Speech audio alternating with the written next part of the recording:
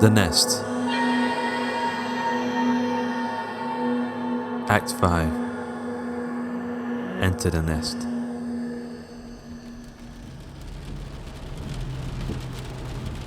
Jamie, I really wish you'd let me drive. I at least have my learner's permit. What Valerie said made perfect sense, but Jamie needed to feel like he was in control of something. First, his mom had been taken, and now Frank, too. Don't worry, Val. I drive my mom's car all the time. I've got this. Jamie wouldn't dream of admitting aloud that his driving experiences were solely from bringing his mom's car back from Shelley's when her drinking had first started to get bad. These drives had only been a couple of blocks, and never in weather like this. The car crawled along. Rain lashed mercilessly against the windscreen. Jamie poked at the interior controls in vain hope that the wipers had some previously hidden, faster setting, capable of keeping up and making it easier to see anything up ahead. If anything, I should be driving. It's my dad's car, after all, Raheem chimed in from the back seat. No offense, bud, but with you driving, your plan to wait until sunrise would have happened whether we'd all agreed or not. They were all tired.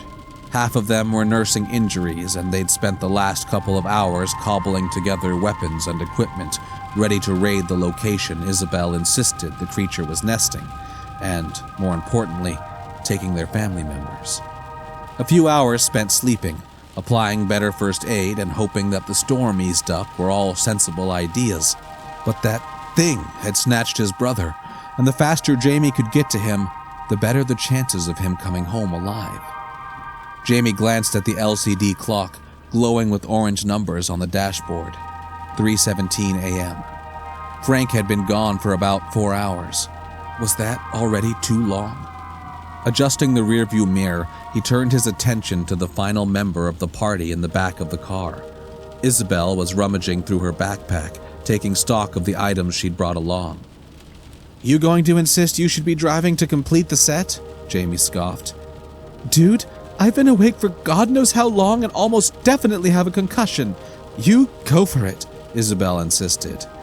Isabel, you sure you saw that thing land at school? Valerie asked. Well, now that you mention it, maybe I was confused and it was actually the mall, Isabel returned sarcastically before continuing. I'm sure I saw it land on the roof edge with my mom. It was strutting around screeching for a bit and then it disappeared. The place is boarded up tight so I couldn't get in, but I watched for a couple of hours and I didn't see it fly off anywhere else. So our school is a monster nest. Figures, Jamie muttered. Harpy, Raheem corrected. I'm certain it's a harpy, the weird mix of bird and woman. This weird storm, it's certainly mean enough. If it's a harpy, does that make us Argonauts? Isabel asked with a slight smile. What? Valerie queried. Jamie and the Argonauts. Does have something of a ring to it, Jamie quickly added. For a fleeting few moments, the surreal situation, the panic and worry, dissolved, and the group erupted into playful bickering about who was the leader of the mismatched group, their fears momentarily forgotten in a cacophony of laughter. Jamie turned a final corner and the group fell silent once again. The car's high beams illuminated a familiar building up ahead. A few moments later, they bumped up the curb. We're here.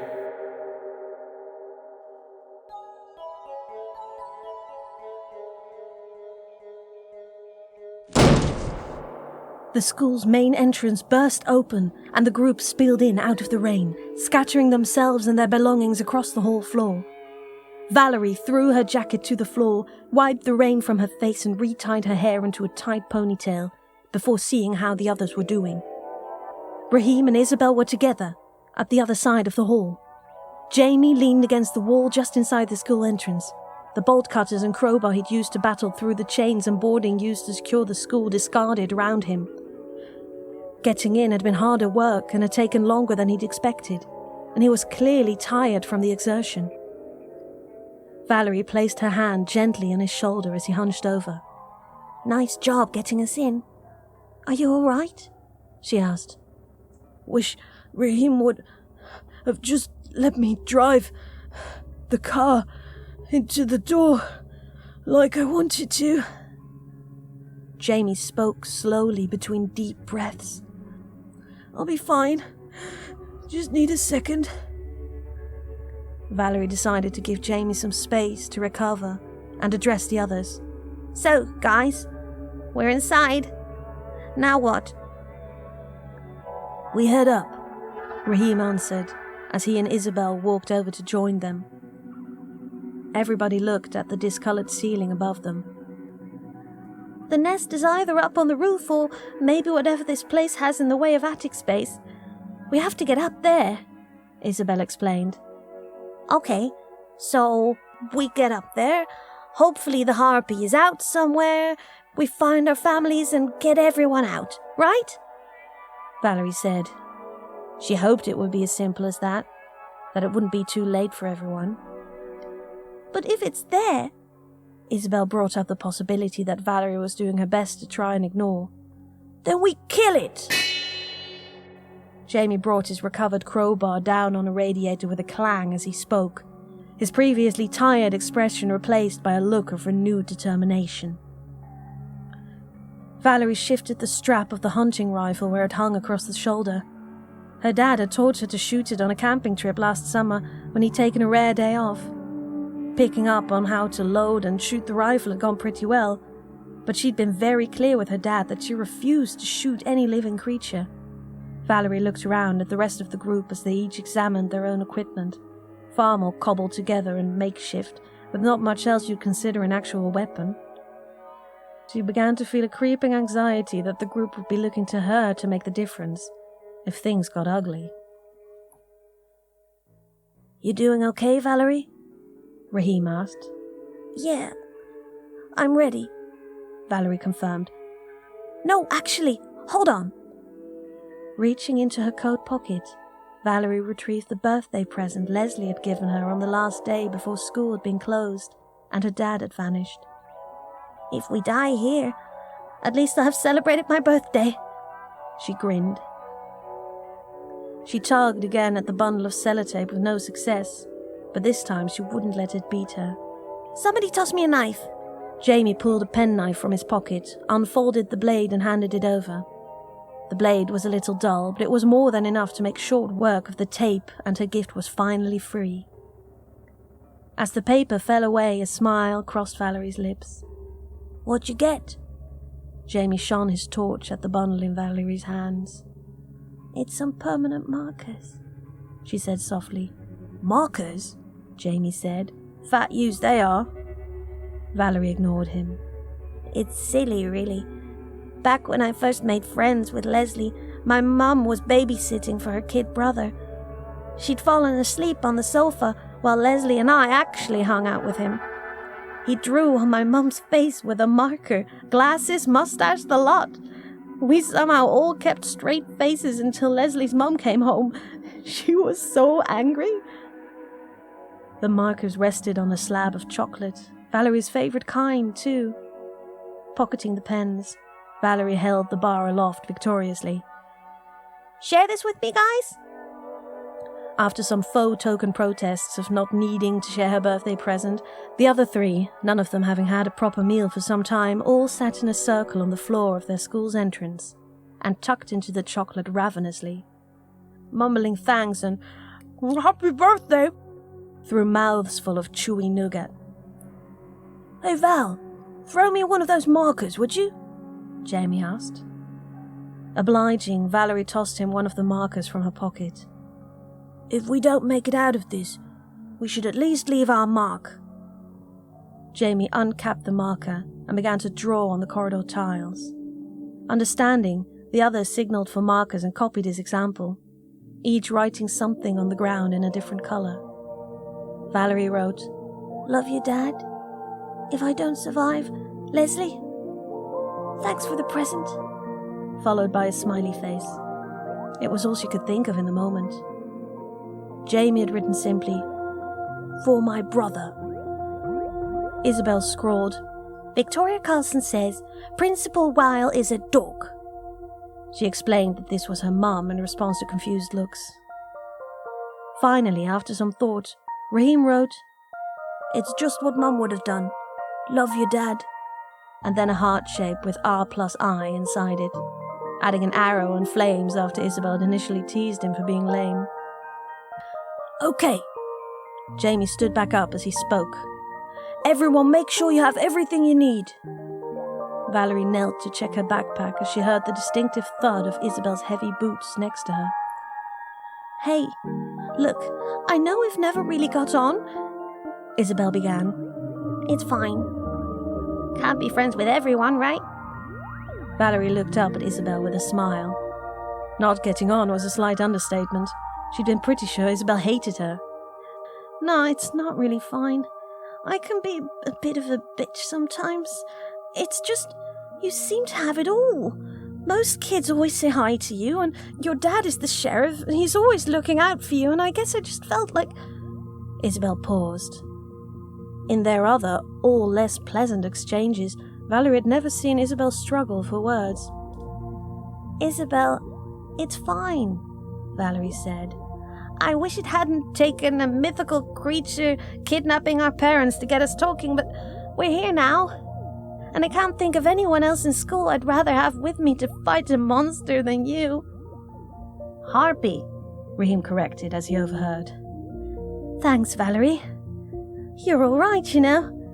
Isabel returned her smile and offered her a hand to stand as Valerie zipped up her backpack. Now, let's go kill this feathery bitch.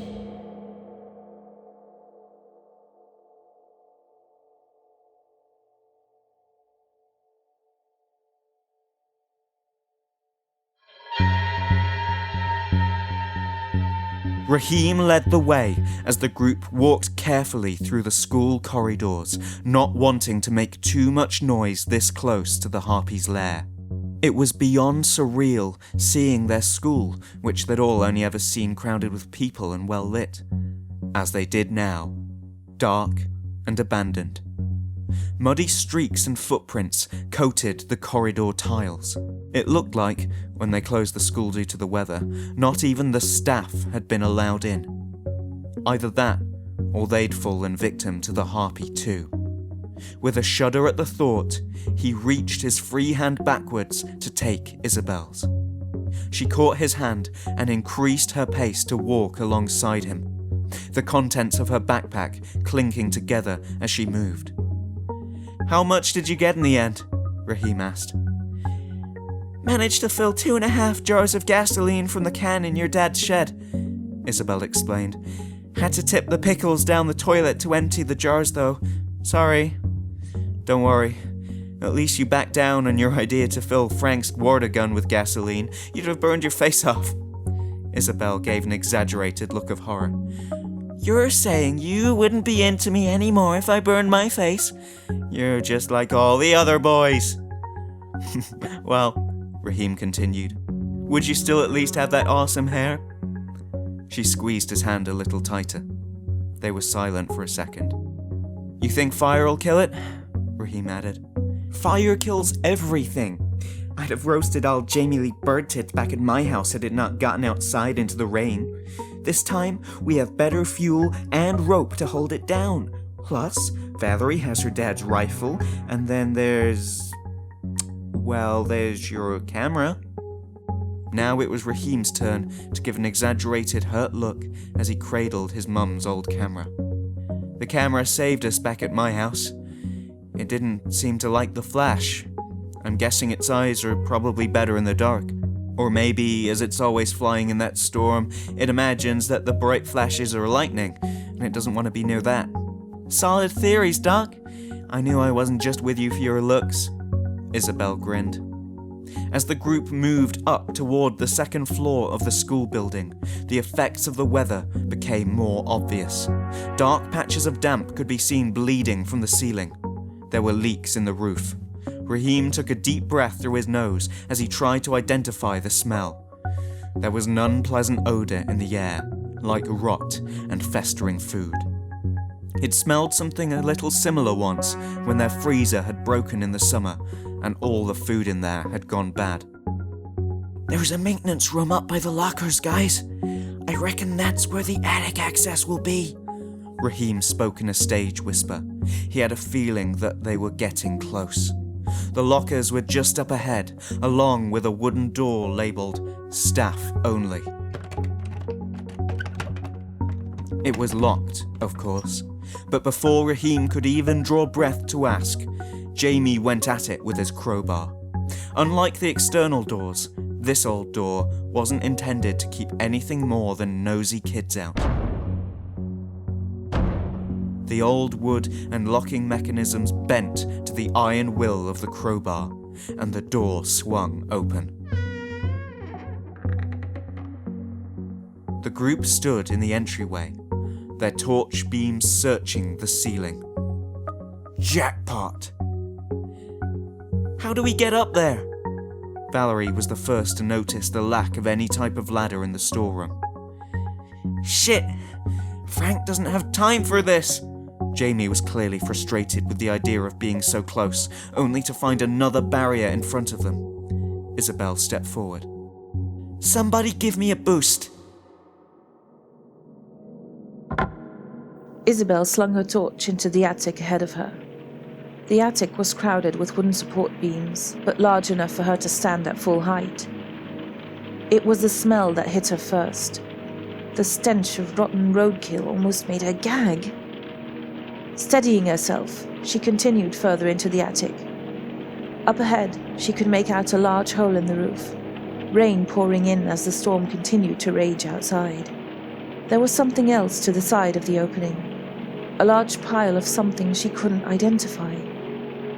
Swallowing her nerves, she edged forward, checking the kitchen knife was still safely tucked into her belt.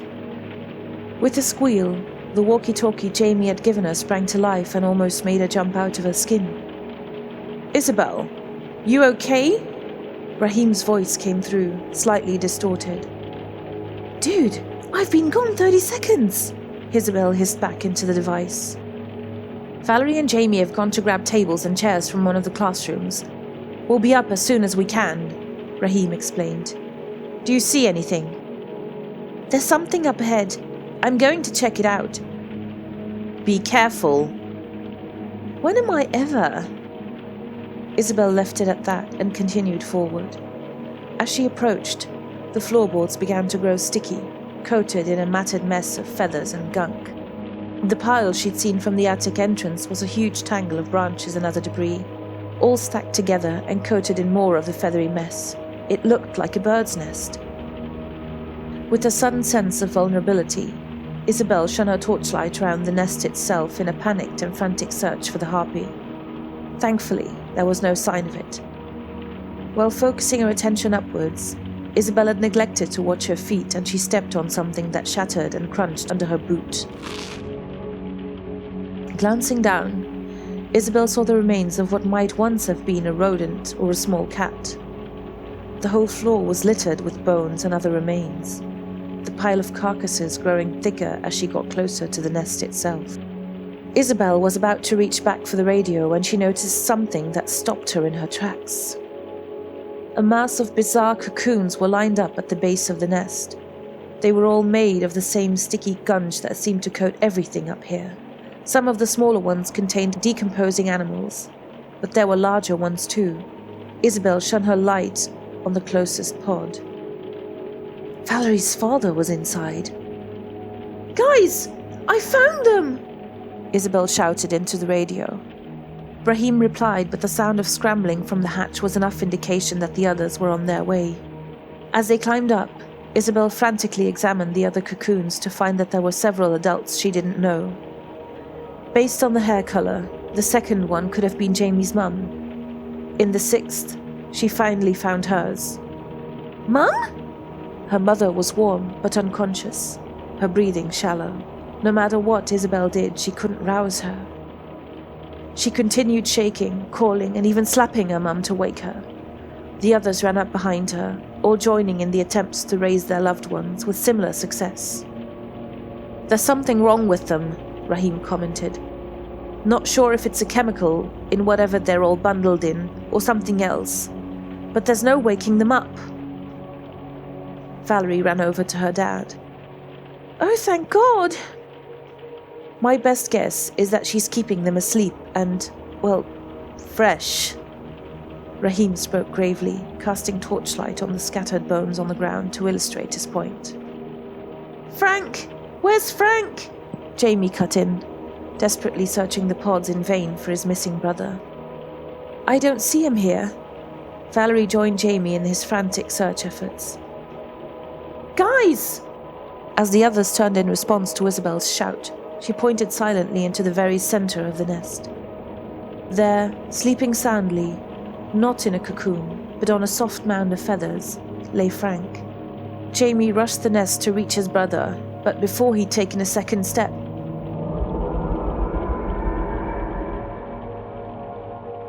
everyone froze, the blood turning to ice in their veins. "Oh shit," Raheem uttered. "Everybody, get ready!" "The bitch is back!" Isabel yelled.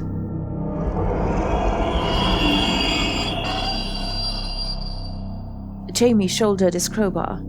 Raheem primed his camera flash. Isabel grabbed a jar of gasoline from her backpack, and Valerie clicked off the safety on her dad's rifle.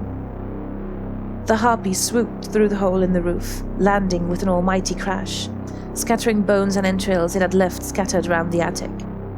It eyed the group of intruders and lurched towards them. The group split up.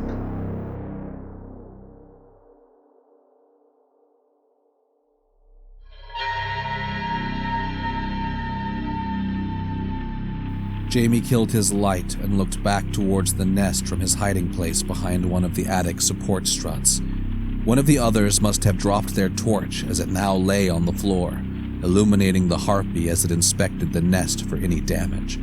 Feeling his heart thumping against his ribcage, he tightened his grip on the crowbar and hoped the others all remembered the plan. He closed his eyes and fought to steady his breathing. Frank and his mom both needed him now more than ever. Satisfied that both her larder and her hostage remained in the nest, the harpy turned and let out a different sound to the screeches they'd heard previously.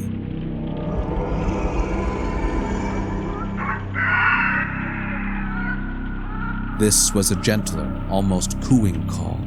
It was like the harpy was trying to coax them out of hiding. Jamie thought back to some of Raheem's theories on what the creature wanted, and then he thought about Frank being laid gently in the nest and the care package of bugs left at his house. Did this monster consider them children? A shrill mechanical wail from across the attic cut through the air in Jamie's train of thought. It was now or never. The harpy rushed toward the sound without hesitation, straight past Jamie's hiding place, leaving a route to the nest unguarded. "Hope you've got this, guys!" He bolted towards the nest, crowbar ready.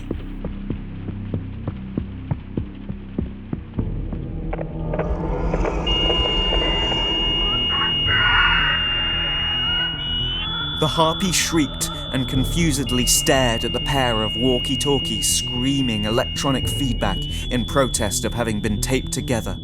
Not knowing what to make of the squealing devices at first, the harpy screeched and snapped its beak at it in an attempt to elicit some kind of response. Finally, it brought its talons down and smashed the walkie-talkies into a wreck of silent components.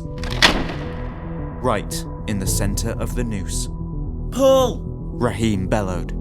The snare tightened around the harpy's foot before the creature could react. They had it! Raheem leapt from his hiding place, camera raised.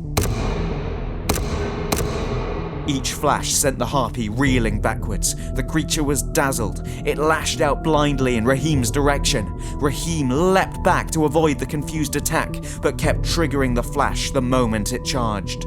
He needed to keep the harpy's attention. Isabel stepped out from the darkness behind the harpy. She'd need to act fast. She discarded the lid of the first jar and flung as much gasoline over the harpy's back and wings as she could. Retrieving the second jar from under her arm, Isabel repeated the dousing, this time also trying to get more of the fuel around the creature's legs and onto the floor beneath it. Sensing it was surrounded, the harpy snapped at Isabel, forcing her to jump away from its maw. Isabel slipped on a bone fragment and landed with a hard whump on the floor. "Hey!"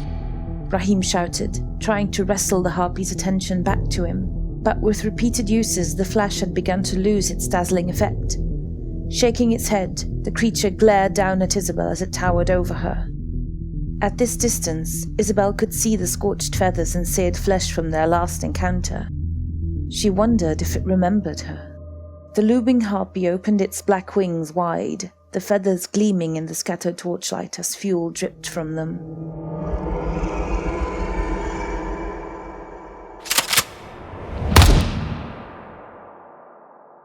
A shot rang out across the attic as an explosion of blood erupted from the harpy's right knee. Isabel covered her face. "Nice shot, Valerie!" Raheem shouted. The creature cried in pain and slumped forwards, trying to steady itself on its other leg. Isabel pulled her dad's lighter from her pocket and caught the harpy's eye as she struck the wheel to summon the flames. "Watch the birdie!"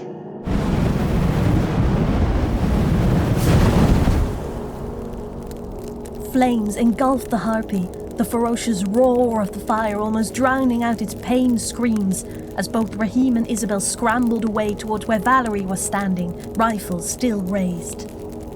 The creature thrashed desperately against the rope that held it in place, erratically thrashing around and coated in fire. It looked like the devil's own personal kite. The three stood, watching as it burned. Intense heat radiated around the attic. Raheem had earned himself a few scratches from his close encounter, and Isabel nursed her hand where it looked like the flames had caught her. But they were just minor injuries. "You should shoot it again," Raheem said quietly as the struggles and cries began to die down. "Finish it off." Nodding, Valerie took aim. With a sudden, final surge of desperate strength, the harpy flung itself forwards through the air towards the group of children. The rope, damaged by the flames, gave way and snapped. Valerie pulled the trigger in panic, but in her haste she missed. The bullet flew harmlessly to lodge somewhere into the attic wall. The harpy barreled into them.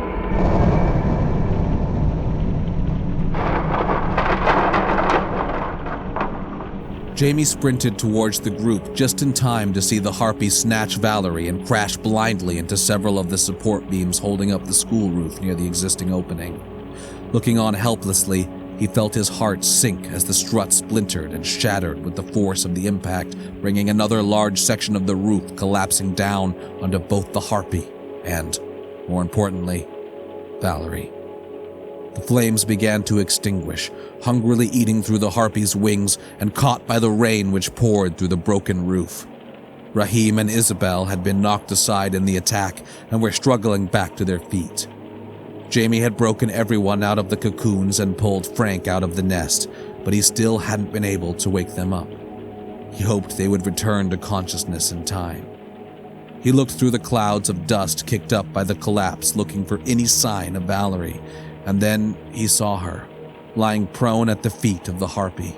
Its feathers were now pretty much all gone, and its wings were twisted, bald ruins, but somehow it was still standing. His fears, worries, and anxiety all disappeared in an instant, all replaced by a burning rage that consumed Jamie from head to toe. The harpy's own screech was drowned out when Jamie roared and raced through the attic towards the monster, crowbar in one hand, kitchen knife in the other. As soon as he was within reach, Jamie plunged the knife into the harpy's chest. The skin, already blistered and burned, erupted with black blood oozing from every cut he made, but it still didn't go down. Bloody, clawed hands seized Jamie by the waist and lifted him off the ground until he was eye to eye with the beast. With a screech, the harpy dug its beak into Jamie's chest. It burned and stole his breath as the razor-sharp beak gouged into him. The world seemed to shrink, and he heard the knife clink as it hit the floor. With one final scream of, "Die, you bastard!" Jamie raised the crowbar and plunged it into the creature's eye. He felt some resistance, but kept pushing, forcing the bar deeper into its skull. The harpy gurgled, grunted, and threw its head back with a hideous scream. It began to topple backwards as its grip on Jamie loosened. They both fell. It was dark for a while. Jamie was less aware of the pain in his chest now, but couldn't bring himself to move. Jamie! Jamie, wake up! Forcing his eyes open, he saw Valerie, covered in cuts and dust, but alive. Raheem and Isabel arrived and gathered around him too, cradling his injured body. Hey, guys, he managed weakly. Is it? Yeah, it's dead, Isabel finished. You killed it. No, we killed it, Jamie corrected her. Just hang in there, buddy. Raheem had taken hold of his hand and squeezed it tightly. Jamie fought to keep his eyes open. He was suddenly very tired. Jamie! A voice called from the other side of the attic. He'd know that voice anywhere. Frank, Jamie managed.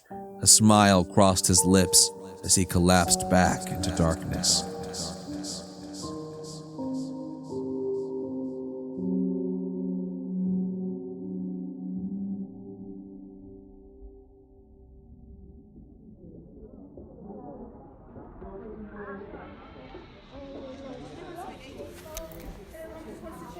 Frank lay frustrated in the hospital bed.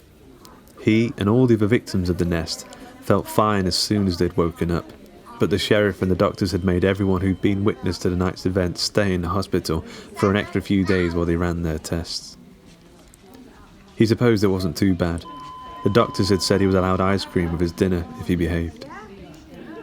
Hey, Squirt. Jamie's friends were at the door to his room, his mother standing behind them in her hospital gown. They'd visited each other a lot since he'd been in hospital, and he hoped they'd still get a chance to hang out after he got home. Raheem gave him his own walkie-talkie so he could join in on their radio talks, and Valerie said he could come to one of their horror movie nights. Isabel gave him a dead arm for making fun of her hair, but she was okay too. When, a short time later, the guys left, his mum waited behind. Frank, sweetie, I know I haven't been the best at looking after you and your brother these last few months. I promise I'm going to do better. Okay? Okay, Mum. Frank smiled. The doctors say you're allowed to go home today, she added. I'm going to go and see them quickly. Get your stuff ready to go. Your brother will need to stay here a little longer, but if we're quiet, we can visit with him quickly before we go home. After his mum left, Frank leapt out of his bed and rushed to his backpack. Opening the zip, he stared at the egg, which felt warm and delicate in his hands. His plan to keep it safe, wrapped in his clothes, had been working. He still couldn't quite believe that no one else had seen the little black oval in the nest. He rubbed a hand gently along its curves. When he had found it, he knew the adults would never let him keep it if they knew, so he just hid it in his bag. He'd soon find a warm, safer spot to raise it back home.